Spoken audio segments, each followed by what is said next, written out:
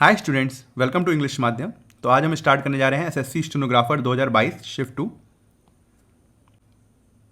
तो हमारा पहला क्लोज टेस्ट है the hopping kangaroo. The hopping kangaroo से हमें एक चीज़ पता चल गई कि ये जो क्लोज टेस्ट होगा वो कंगारू के बारे में है। ठीक है, द हॉपिंग कंगारू इज आ, इससे ये पता चल गया कि ये प्रेजेंट टेंस में है। तो आगे अगर हमें वर्ब भरना होगा तो हम प्रेजेंट टेंस की ही भरेंगे। The hopping kangaroo is a dash sight in every snapshot relating to Australia। कहना ये चाह रहा है कि ये जो कंगारूज हैं इनको हम हर स्नैपशॉट में देख सकते हैं जो कि ऑस्ट्रेलिया से रिलेटेड है। मतलब हर इमेजेस में, हर फोटोज में जो ऑस्ट्रेलिया से रिलेटेड है हम उनको देख सकते हैं। साइट यहाँ पे क्या है? नाउन है। यहाँ पे क्या होना चाहिए? एक एडजेक्टिव होना चाहिए। ठीक है, ये लिंकिंग वर्ब लगी हुई है, ये सब्जेक्ट कॉम्प्लीमेंट है किसका? कंगारू का। The hopping kangaroo is a obligatory site, familiar site, recurrent site, mandatory site. ये सभी क्या है? एडजेक्टिव ऑप्शन है। ऑब्लिगेटरी का मतलब होता है कंपलसरी, ये नहीं हो सकता। मैंडेटरी का मतलब भी क्या होता है? कंपलसरी साइट है। कंपलसरी साइट वाला नहीं मीनिंग निकल रहा है। ठीक है, तो ये नहीं हो सकता। रिकरेंट, रिकरेंट मतलब जो चीज़ बार बार हो रही है, तो ये भी नहीं हो सकता। तो बार बार होने इस तरीके से थोड़ा यूज होगा कि बार बार जो साइट आ रही है। सेकंड ऑप्शन देख के लगता है जो फैमिलियर, इसका क्या मीनिंग होगा यहाँ पर? कॉमन। ठीक है, कॉमन साइट है, फैमिलियर साइट है कि जो हमें बार बार फोटोज में दिखती है, जो ऑस्ट्रेलिया से रिलेटेड होती है। तो यहाँ पे क्या होगा? फैमिलियर।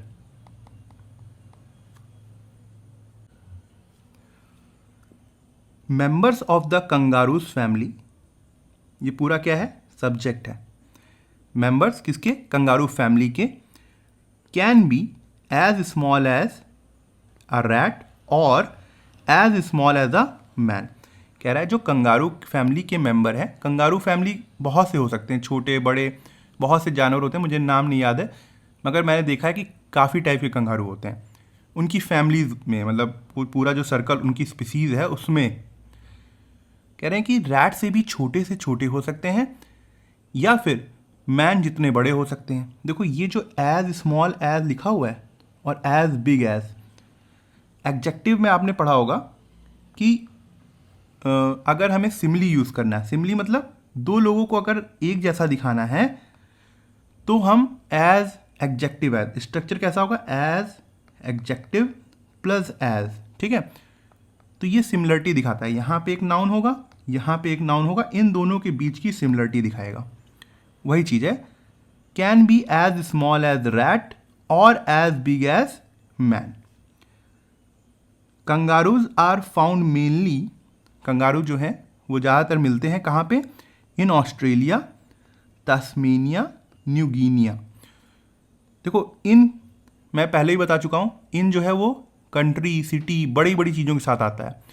अगर उसी ऑस्ट्रेलिया के अंदर हम कैनबरा की बात कर लें तो हम क्या बोलेंगे? At Canberra in Australia. तो एट किसके लिए आया? स्मॉल चीज़ के लिए। इन किसके लिए आया? बड़ी चीज़ के लिए। ठीक है, कंगारूज, अब ये देखो एक नाउन आया कंगारूज, फिर ये देखो एक कॉमा लगा हुआ है और एक यहाँ पे कॉमा लगा हुआ है, ये देखो। विच आर बिग फुटेड, जो कि बिग फुटेड हैं, बड़े पैरों के हैं। Marsupials that evolve in Australia. अब ये देखो कंगारूज नाउन है, यहाँ पे दो कॉमा लग के ये जो लगा है ना, इसको बोलते हैं रिलेटिव क्लॉज, या फिर किताबों में आपको मिलेगा एडजेक्टिव क्लॉज। ठीक, वो नाउन के बारे में बताता है। जैसे एक एडजेक्टिव शब्द किसी नाउन के बारे में बताता है, एक पूरा का पूरा सेंटेंस या फिर उसमें सब्जेक्ट अगर वर्ब है तो उसको बोलेंगे क्लॉज। तो वो अगर नाउन के बारे में बता रहा है तो उसको बोलेंगे एडजेक्टिव क्लॉज। तो उसको हम ऐसे लिख सकते हैं। मार्सुपियल्स क्या होता है? मार्सुपियल ऐसे जानवर होते हैं जिनके पेट में पाउच होता है, अपने बच्चों को वो पाउच में रखते हैं। ठीक है, तो वो पूरी फैमिली होती है जानवरों की, तो उनको बोलते हैं मार्सुपियल्स। कंगारूज, अब देखो ये कॉमा यहाँ लगाया, ये आपको आर्टिकल में बहुत देखने को मिलेगा। कॉमा यहाँ पे पूरा ये एडजेक्टिव खत्म किया। कंगारूज के लिए ये देखो यूज करी वर्ब, यूज क्या है? यहाँ पे प्लूरल वर्ब है। Kangaroos use their possessive adjective short front legs like arm. कह रहा है कि जो कंगारूज हैं वो अपने जो आगे वाले जो छोटे पैर होते हैं उसको हाथों की तरह यूज करते हैं। द मैन साइज्ड कंगारू, जो मैन के बराबर के होते हैं, इसीलिए यहाँ पे देखो क्वालिटी बताई कंगारूज की उसने, ये एडजेक्टिव हो गया। ऑफ ऑस्ट्रेलिया, ये एडजेक्टिव फ्रेज हो गया। कंगारूज कहाँ के? ऑस्ट्रेलिया के। Are dash of speeding up to 88 kilometre for short distances. ये कह रहा है कि जो मैन साइज कंगारू होते हैं ऑस्ट्रेलिया के, वो 88 किलोमीटर पर आवर तक दौड़ सकते हैं, स्पीड ला सकते हैं शॉर्ट डिस्टेंस के लिए। अब इसको भरना है हमें, देखते हैं।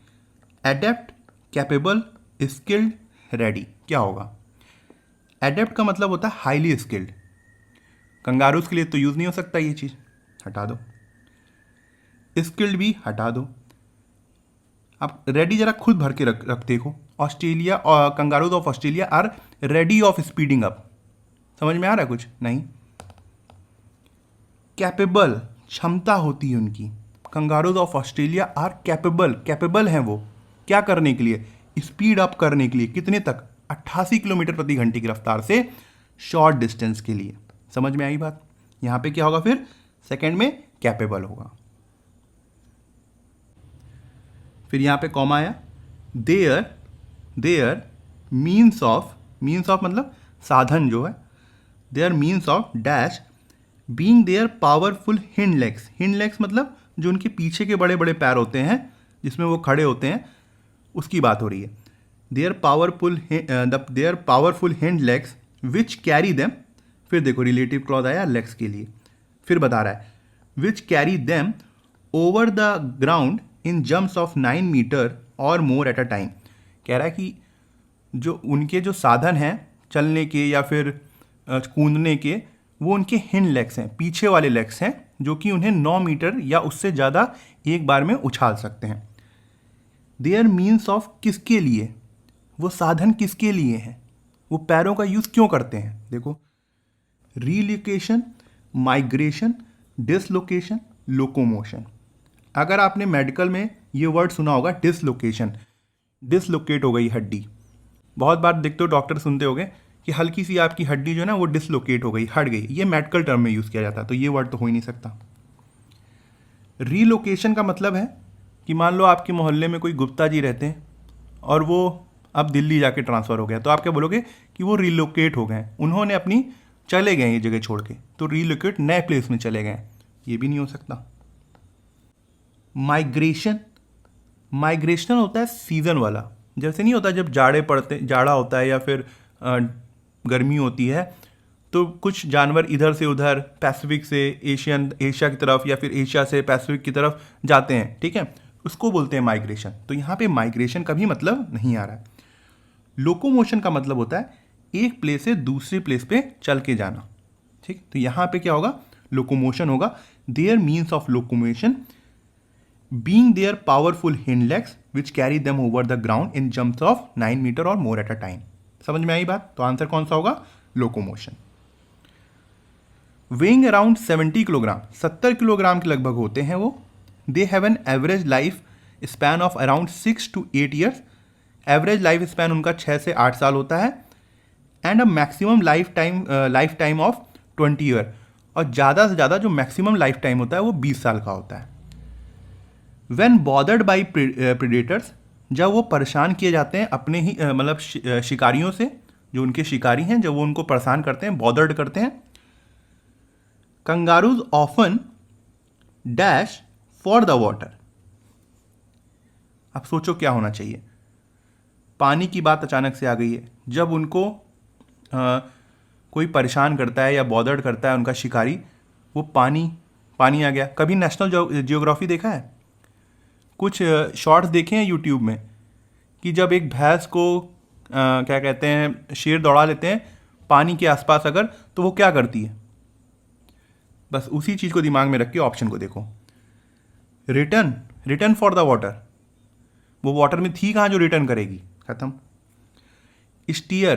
स्टीयरिंग सुना है कार का? किसी चीज़ को डायरेक्शन देते हैं हम, कार से मतलब कार के अंदर बैठ के स्टीयरिंग घुमा के डायरेक्शन देते हैं कार को। तो कोई चीज़ को जो डायरेक्शन देने का काम आता है उसको बोलते हैं स्टीयर, तो ये भी नहीं होगा। ओरिएंट, कभी मोबाइल में हॉरिजेंटल और वर्टिकल व्यू किया है? उसमें लिख के आता है कभी भी ओरिएंटेशन मतलब किसी पर्टिकुलर ओरिएंटेशन में करो, डायरेक्शन में करो, ये भी नहीं आएगा। हेड, उस तरफ आगे बढ़ना, किस तरफ? पानी की तरफ, तो ये सही होगा head. Kangaroos often head for the water. आप कुछ सोचेंगे कि हेड्स क्यों नहीं होगा? कंगारू यहाँ पे प्लूरल सब्जेक्ट है तो प्लूरल नाउन आई है हेड्स, प्लूरल वर्ब आई है हेड्स, तो यहाँ पे क्या होगा? Sorry head, often head for the water.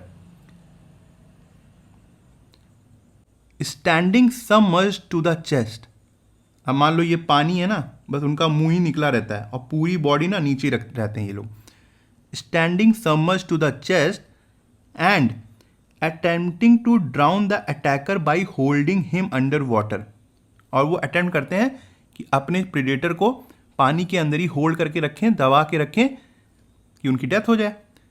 Another defensive technique, उनकी एक और जो डिफेंसिव टेक्निक है, is to get their back to a tree, वो अपने मतलब कोई ट्री होगा तो बैक में लगा लेते हैं, and kick at their with their claw hind feet वही पीछे वाला feet, sometimes with sufficient force to kill a man, कभी कभार इतनी फोर्स से वो अपने हिंड फीट का यूज़ करते हैं कि वो एक इंसानों को मारने के लिए भी काफ़ी है।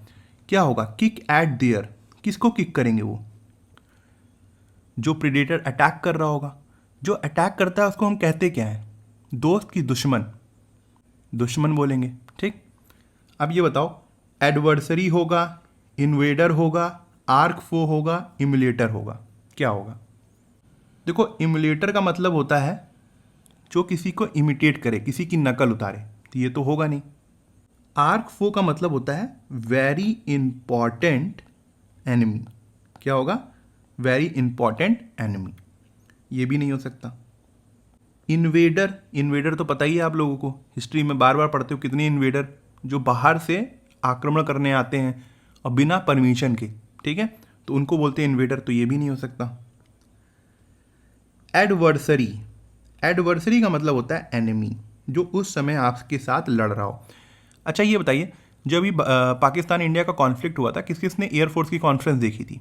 जब उसमें 3 एयरफोर्स चीफ मार्शल चीफ थे और नेवी के चीफ थे, ठीक है, किसने देखी थी? उसमें ध्यान दिया था जो एयरफोर्स वाले सर थे वो बार बार एडवर्सरी का वर्ड यूज़ कर रहे थे कि हम ज़्यादा इन्फॉर्मेशन नहीं दे सकते, वो हमारे एडवर्सरी को फ़ायदा पहुंचा सकता है। मतलब उस समय जो लड़ाई हो रही है, जो उस समय दुश्मन है, उसको ज़्यादा फ़ायदा पहुंचा सकता है ना, इसीलिए ये वर्ड यहाँ पे सही है, एडवर्सरी, ठीक। तो यहाँ पे क्या होगा? एडवर्सरी। नॉर्मली शाई एनिमल्स, ज़्यादातर ये शर्मीले एनिमल्स होते हैं। They alert other kangaroos to danger by beating on the ground with their hind feet. जब कोई डेंजर या कोई खतरा आता है तो ये कंगारूज अपने लोगों को सतर्क करने के लिए अपने जो पीछे वाले पैर हैं उसको जोर जोर से ग्राउंड में थपकते हैं कि लोगों को सिग्नल मिल जाए। This loud alarm signal carries over a long distance, और ये जो लाउड अलार्म सिग्नल है वो काफ़ी दूर तक जाता है। समझ में आई यहाँ तक? ये था आपका फर्स्ट क्लोज टेस्ट। अब बढ़ते हैं सेकंड क्लोज टेस्ट पे। कोई ग्रामर नहीं है, आगे जब ग्रामर का यूज़ होगा तब बताऊंगा। When Anubha entered her bathroom, she found it dash with water. अब कुछ समझ में नहीं आ रहा ना? अब ऑप्शन देखो कि जब बाथरूम में अनुभा इंटर होती है, ये देखो डिपेंडेंट क्लॉज when से स्टार्ट हो रहा है, कॉमा से she found it main clause dash with water, क्या फाउंड होती है, उसको क्या मिलता है? देखते हैं अब ऑप्शन में। ड्राइड, सूखा, सील्ड मतलब कोई चीज़ एकदम बंद हो, flooded, covered.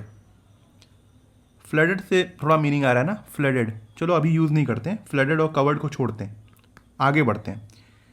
Had in been her old house she would have panicked because her irate dash would have started calling her names from downstairs by then. कह रहा है अगर ये इसका होल्ड हाउस होता तो वो पैनिक हो जाती, क्योंकि उसकी अब इरेट क्या है ये नहीं पता। इरेट मतलब होता है एंग्री। अब कोई हो सकता है कोई गुस्से में हो, would have started calling her name, जो गुस्से में है वो उसका नाम बुलाना स्टार्ट कर देती, उसको बुलाना स्टार्ट कर देती जीने के नीचे से। यहाँ तक समझ में आ रहा है कि आप यहाँ पे फ्लडेड ही आएगा। क्यों? क्योंकि कुछ तो गड़बड़ हुआ है, क्योंकि नीचे वाला तभी तुम्हें पुकारेगा चिल्ला चिल्ला के। तो यहाँ पे क्या होगा? फ्लडेड। अच्छा ये बताओ, यहाँ पे अगर मैं फ्लडेड लिख दूँ, ये वर्ब है क्या? बताओ जरा इस सेंटेंस में देखकर। She found it flooded with water, क्या है ये? सब्जेक्ट तो ये हो गया, वर्ब ये हो गई, ऑब्जेक्ट ये हो गई, तो ये फ्लडेड क्या आ गया? ये इट जो है ना, ये किसका प्रोनाउन है? बाथरूम का। और ये फ्लडेड विद वाटर क्या है? ये एडजेक्टिव है, पास्ट पार्टिसिपल। बताया था कि प्रेजेंट पार्टिसिपल और पास्ट पार्टिसिपल ऐसा एडजेक्टिव यूज होते हैं जो नाउन प्रोनाउन को के बारे में बताते हैं। तो इसीलिए वही है, ये है एडजेक्टिव। फ्लडेड विद वाटर क्या है यहाँ पे? ये प्रीपोजिशनल फ्रेज है जो एडजेक्टिव की मीनिंग पूरी कर रहा है। क्या कर रहा है? मीनिंग पूरी कर रहा है। विद वाटर को ये मत समझ लेना कि ये एडजेक्टिव फ्रेज है, ये फ्लडेड के लिए यूज हुआ है, क्योंकि फ्लडेड यहाँ पे एडजेक्टिव है और एडजेक्टिव के लिए एडजेक्टिव फ्रेज नहीं एडवर्बियल फ्रेज यूज होता है। ठीक है, तो यहाँ पे विद वाटर क्या है? प्रीपोजिशनल फ्रेज है जो कि एडजेक्टिव की मीनिंग पूरी कर रहा है। अच्छा, यहाँ पे मतलब क्या हुआ कि जब वो बाथरूम में घुसी थी तो फ्लडेड हो गया था, पूरा पानी से भर गया था बाथरूम जब उसने देखा तो। Had it been her old house, अगर वो उसका पुराना घर होता, शी वुड हैव पैनिक, तब वो पैनिक कर जाती, बिकॉज हर इरेट, अब क्या कौन है वो उसकी ये नहीं पता, यहाँ पे हर पॉजिटिव एडजेक्टिव आया है, बिकॉज हर इरेट का मतलब होता है गुस्सा, एंग्री। वुड हैव और इरेट होता है एडजेक्टिव भी होता है। जब यहाँ पे एडजेक्टिव है तो पक्का यहाँ पे कोई नाउन होगा। Would have started calling her names from downstairs by then. ये टाइप 3 का कंडीशनल है जो अभी हम बाद में देखेंगे, पहले पूरा पैसेज कर लेते हैं। इरेट वर्कर, काम करने वाला, हटाओ। एम्प्लॉयर, जो जॉब देता है, हटाओ। एम्प्लॉय, जो काम करता है, हटाओ। लैंड लेडी, ठीक है, अब समझ में आया किसकी बात हो रही है। जो मकान मालिक है, मालकिन है, वो गुस्से में हो जाती, because her irate landlady would have started, गुस्से में चिल्लाने लगती नीचे से, तो वो ये चीज़ कह रहा है। तो ये क्या है? थर्ड कंडीशनल है पूरा यहाँ से लेके यहाँ तक, जिसके बारे में अभी जब पैसेज पूरा हो जाएगा तो एक बार रिवाइज करेंगे, क्योंकि इंपॉर्टेंट है, यहाँ से एरर आते हैं। बट लेकिन इन हर न्यू फ्लैट, उसके न्यू फ्लैट में, an independent dash on the third floor, she was saved from having to face anyone's error whatsoever. कह रहा है क्योंकि लेकिन उसका अब नया फ्लैट है, यहाँ पे दिखा हुआ है ना, but in her new flat an independent dash on the third floor, समझ में आ गया होगा अब क्या होगा वो। She was saved from having to face anniversaries whatsoever, मतलब अब उसको किसी भी गुस्से को झेलना नहीं पड़ेगा, फेस नहीं करना पड़ेगा। क्या होना चाहिए यहाँ पे? इन एन इंडिपेंडेंट कासल, नहीं। अपार्टमेंट, फ्लैट के लिए अपार्टमेंट यूज़ होता है, सबको पता है। शॉप, मॉल, बहुत ईजी था ये तो ये क्या होगा? अपार्टमेंट। और एक और चीज़ देखो, अपार्टमेंट के लिए नाउन है, आर्टिकल आया हुआ है, ये बीच में एडजेक्टिव आया हुआ है, एन इंडिपेंडेंट अपार्टमेंट। देखो ऐसा होता है, article plus adjective plus noun, जिसके लिए आर्टिकल आ रहा होता है वो इस नाउन के लिए आ रहा होता है, ठीक है। अगर बीच में एडजेक्टिव लगा हुआ है, बीच में एडजेक्टिव लगा हुआ है, तो ये ए और एन पता है किसके हिसाब से लगेगा? इसके साउंड के हिसाब से लगेगा। अगर नहीं लगा है तब तो नाउन के हिसाब से ठीक है, मगर अगर लगा हुआ है तो वो एडजेक्टिव के हिसाब से लगेगा। जैसे यहाँ पे एन इंडिपेंडेंट है ना, एन किसके साथ लगता है? वॉवल साउंड के साथ। वॉवल साउंड क्या होती है? आ ई उ ए ओ आओ, तो इनके साथ जो आवाज़ आती है उनके साथ लगता है एन। अब देखो इंडिपेंडेंट, ई आवाज़ आ रही है, ई, तो क्या होगा? एन। तो an independent apartment on the third floor, तो ये हो गया, ठीक है, समझ में आई बात। द साइट मतलब जो दृश्य था, the sight of a flooded bathroom अब ये जो द साइट है, यहाँ पे ऑफ अ फ्लडेड बाथरूम लिखा हुआ है, ये एडजेक्टिव फ्रेज की तरह काम कर रहा है। क्यों? वो दृश्य, कैसा दृश्य? फ्लडेड बाथरूम का, जहाँ पानी भरा हुआ उसका बाथरूम का। The side of a flooded bathroom dash her giving rise to the child in her. अब कोई बच्चा अगर यहाँ तक रुक जाएगा और वो सोचेगा the sight of a flooded bathroom bored her, ये तो नहीं होगा। कंफ्यूज्ड हर, ये भी नहीं होगा। डिप्रेस्ड हर होगा। भाई डिप्रेस्ड हो जाते हैं अगर आपकी टैप में पानी खुल गया और पूरा आप कहीं से आए हो, बाथरूम पूरा फ्लडेड है, तो क्या होगा? आप सोचोगे अरे अब इतना थक के आए हुए हैं और एक काम और, तो आप डिप्रेस्ड हो सकते हो, है ना, मतलब अपसेट हो सकते हो। तो यहाँ डिप्रेस्ड बड़ा सही लग रहा है। मगर अगर हम आगे की लाइन पढ़ें, giving rise to the child in her, उसने जैसे ही उस दृश्य को देखा उसके अंदर का बचपना जाग उठा। ऐसा कब होता है? जब हम लोग उसको स्विमिंग पूल की तरह देखने लगते हैं। तो यहाँ पे क्या होगा? वो एक्साइट हो गई होगी ना, तो excited. The sight of a flooded bathroom excited her, यहाँ पे ये क्या है? वर्ब की तरह यूज हो रहा है, क्योंकि ये पूरा नाउन फ्रेज है। ये है तो एडजेक्टिव फ्रेज, पूरा मिला लो, ये नाउन फ्रेज हो गया जो कि सब्जेक्ट की तरह काम कर रहा है। अब उसको वर्ब चाहिए होगी क्योंकि ये ऑब्जेक्ट है। तो यहाँ पे क्या होगा? Excited her giving rise to the child in her. समझ में आई बात? She jumped around in the water. अब देखो वही चीज है कि वो वाटर के ऊपर जंप करने लगी फॉर अ वाइल, थोड़ी देर के लिए। बिफोर टैपिंग द टैप, क्या होगा? Before the dash tap, shutting, breaking, opening, choking.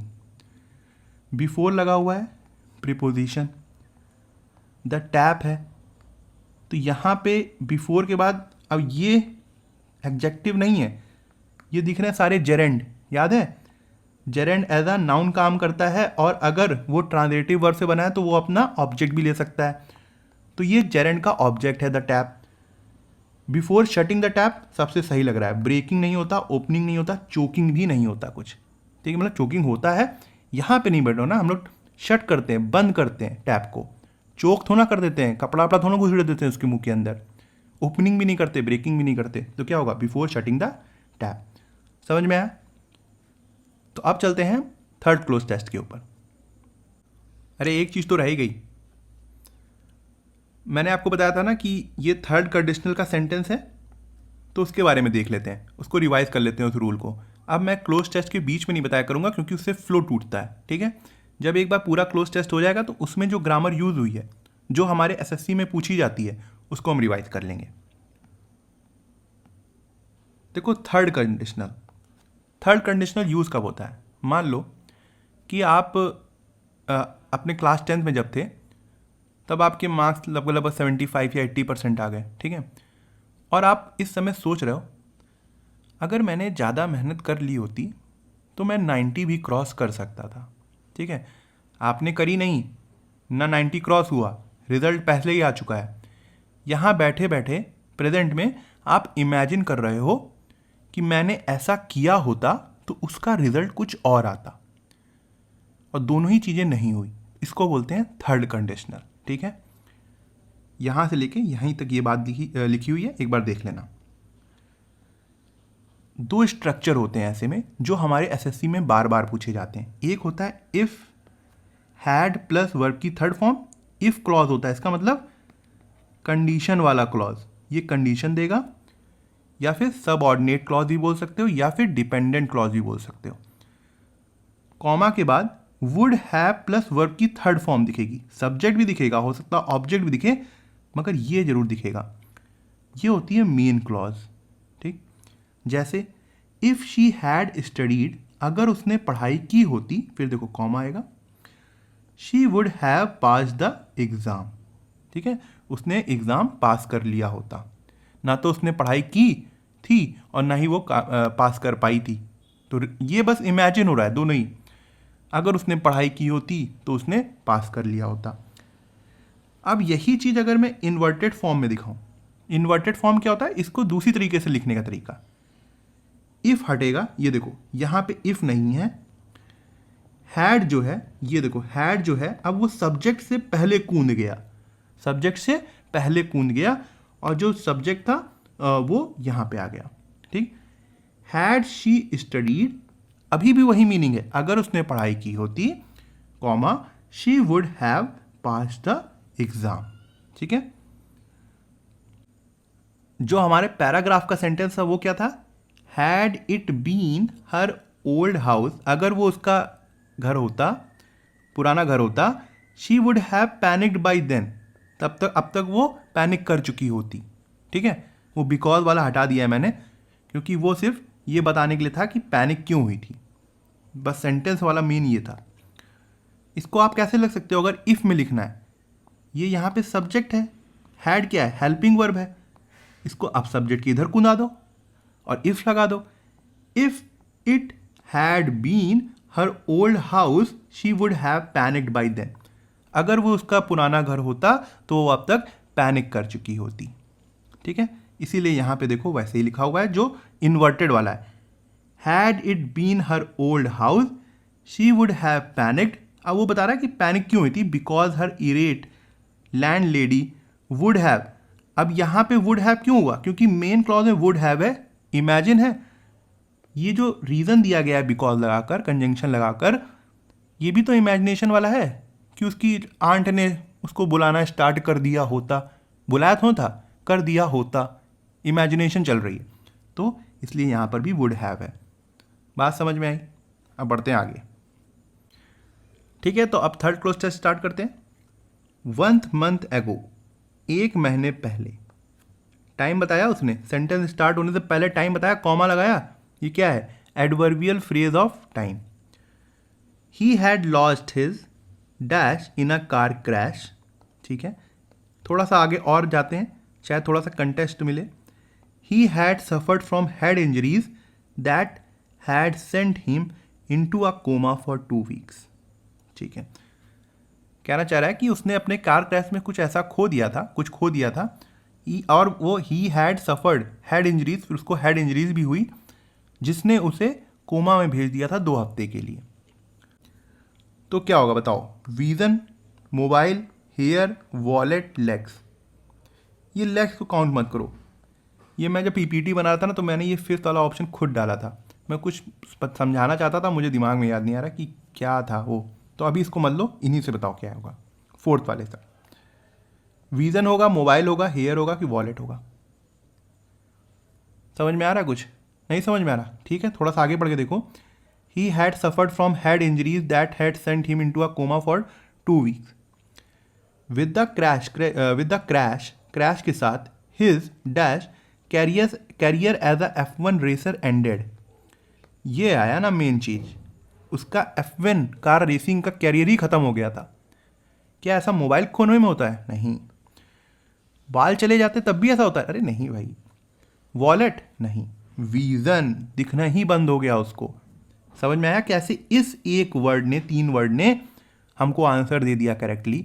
मान लो यहाँ पे मोबाइल, हेयर, वॉलेट है, कोई टफ ऑप्शंस होते तो ऐसे क्लू ढूंढे जाते हैं, जैसे रीजनिंग में, पजल में क्लू ढूंढते हैं हम लोग, वैसे ही यहाँ पर भी क्लू ढूंढते हैं। एज अ मैथ्स लो इसको थोड़ा सा, कि कहाँ क्लू मिल जाए वहाँ फिट कर दें। बहुत ज़्यादा ग्रामर डीप सीख नहीं पाओगे, क्योंकि और कुछ भी तो पढ़ना है ना, जीके हो गई, रीजनिंग हो गया, उसमें भी तो मास्टरी करनी है, हर चीज़ें मास्टरी नहीं हो पाती है। तो एवरेज बनाकर अगर हम लोग क्लू ढूंढ के भी काम करें तो हमारा हमको सक्सेस मिल सकती है। ठीक है, तो यहाँ क्या होगा, vision. He had suffered from head injuries that had sent him into a coma for 2 weeks। ये इंजरीज देख रहे हो, ये दैट यहाँ पे क्या है बताओ, ही had suffered from head injuries. और ये मुझे एक बात बताओ, ये बार बार ये पास्ट परफेक्ट क्यों आ रहा है, पास्ट परफेक्ट क्यों आ रहा है यहाँ पर?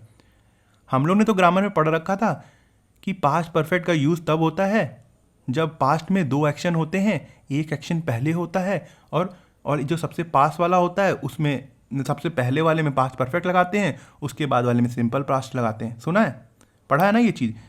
यहाँ पे ऐसा क्या हो रहा है, यहाँ तो मुझको 2 एक्शन दिख नहीं रहे हैं। यहाँ पे ही हैड लॉस्ट क्यों है, ही लॉस्ट क्यों नहीं हो गया, ही लॉस्ट हिज। चलो पहले हम लोग यूज़ ऑफ पास्ट परफेक्ट देख लेते हैं। ठीक है, देखो ये है ट्रेन का डिब्बा, क्या है, ट्रेन का डिब्बा है। पहला डिब्बा जो है वो है प्रेजेंट का, दूसरा डिब्बा जो है वो है पास्ट का।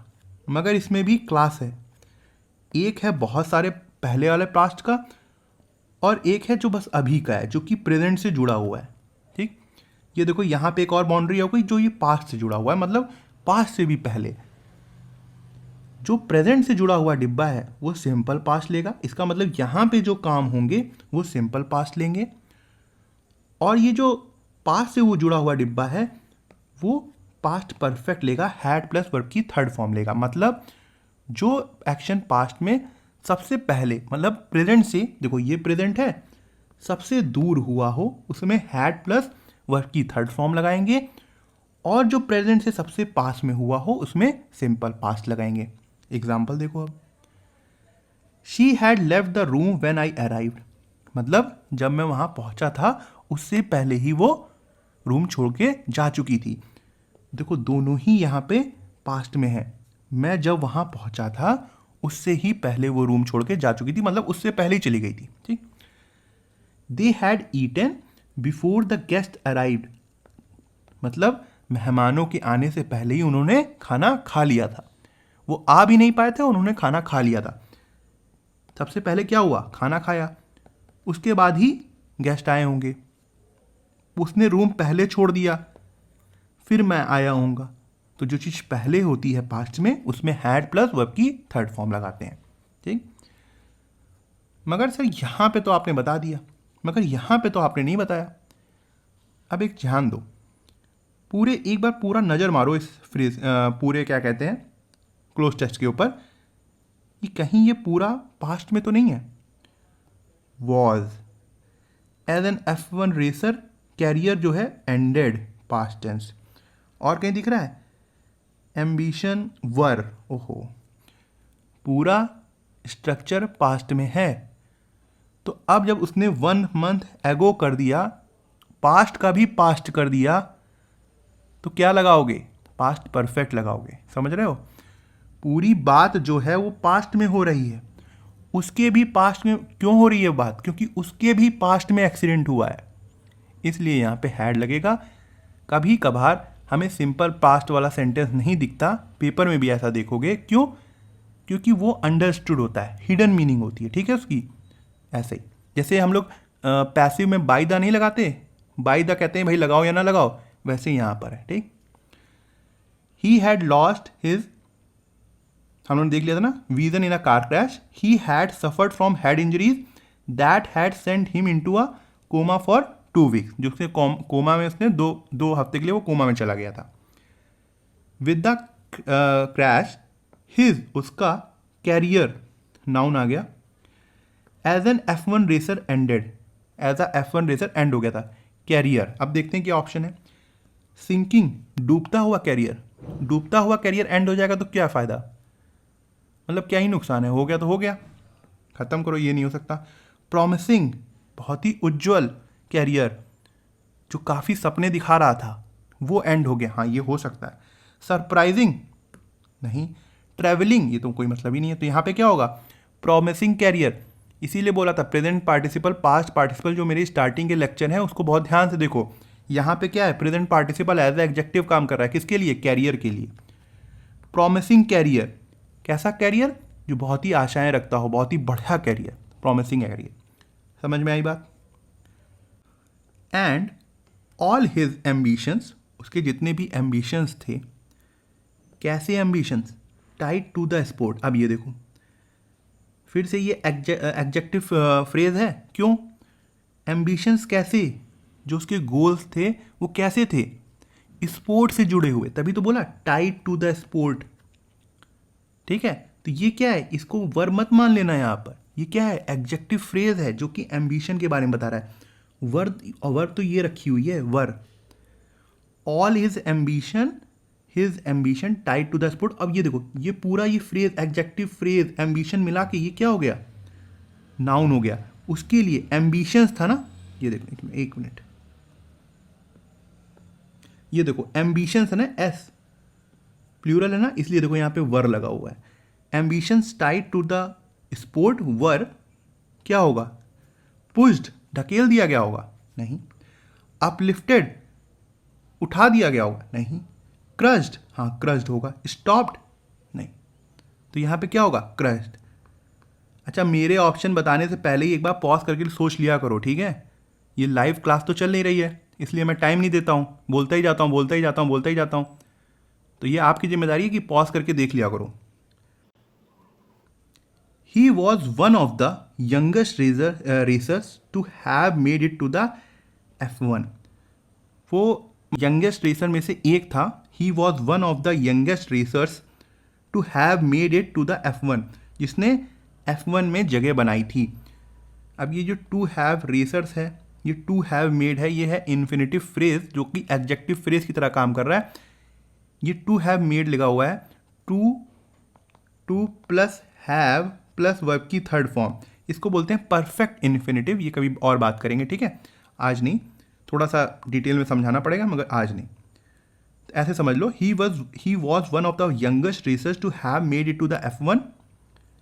क्या, कौन सा F1? अब ये बताओ, बुद्धा वहाँ पे सुना हुआ है ग्रेटर नोएडा में F1 के लिए है ना स्टेडियम, बुद्धा क्या नाम है उसका बताओ? ग्रुप होगा, F1 ग्रुप। खुद सोचो, सर्किट, फ्रेंड तो हट ही नहीं सकता, हो ही नहीं सकता। कंपनी हो ही नहीं सकता, F1 कंपनी, F1 ग्रुप या F1 सर्किट। सर्किट सुना है ना लड़कियों, तुम लोगों ने शायद ना सुना हो, क्योंकि स्पोर्ट्स तो शायद कम से कम कार रेसिंग तो नहीं देखते होगे। F1 सर्किट, ठीक है, F1 सर्किट होता है, ये पूरा फ्रेज होता है, हम लोग बोलते ही ऐसे हैं। तो यहाँ पे क्या होगा, F1 सर्किट। एंड और his skills were dash by any other racer in his country they say. और वो कहते थे कि उसकी जो स्किल्स है डैश दूसरों स्किल, जो दूसरे थे उनकी स्किल के मुकाबले उस कंट्री में वो कहते थे। हिज स्किल वर अपहेल्ड, अपहोल्ड का मतलब क्या होता है, एक तरीके से कायम रखना, तो ये तो मीनिंग आ नहीं रहा। Matched, his skill were matched by any other racer, उसकी स्किल को मैच कर लिया गया था। यहां पे ये बोलेगा वो, नहीं। स्नैच मतलब छीनना, ये भी नहीं हो सकता, इसकी स्किल को स्नैच कर लिया गया था। अनमैच्ड, किसी की बराबरी नहीं थी, बहुत बढ़िया था वो, ठीक है, उसकी स्किल्स बहुत बढ़िया थी कि कोई आसपास टक्कर में नहीं था। तो क्या होगा, unmatched. His skills were unmatched by any other racer in his country they say. ठीक है, तो आज का लेक्चर यहीं खत्म होता है। आई होप आपको कुछ सीखने को मिला होगा। आपको किस पोर्शन में प्रॉब्लम हो रही है क्लोज टेस्ट में, ये कमेंट में ज़रूर बताना। क्या समझ में नहीं आता है, स्पेशली हिंदी मीडियम वालों के लिए, कि आपको समझ में नहीं क्या आता है, कहाँ प्रॉब्लम होती है, वोकैब में होती है या हिंदी ट्रांसलेशन में होती है या फिर सेंटेंस फॉर्मेशन समझ में नहीं आता, उसके बारे में बताइएगा। तो फिर देखते हैं उसका क्या सॉल्यूशन हो सकता है। ठीक है, थैंक यू सो मच, मिलते हैं अगले क्लास में।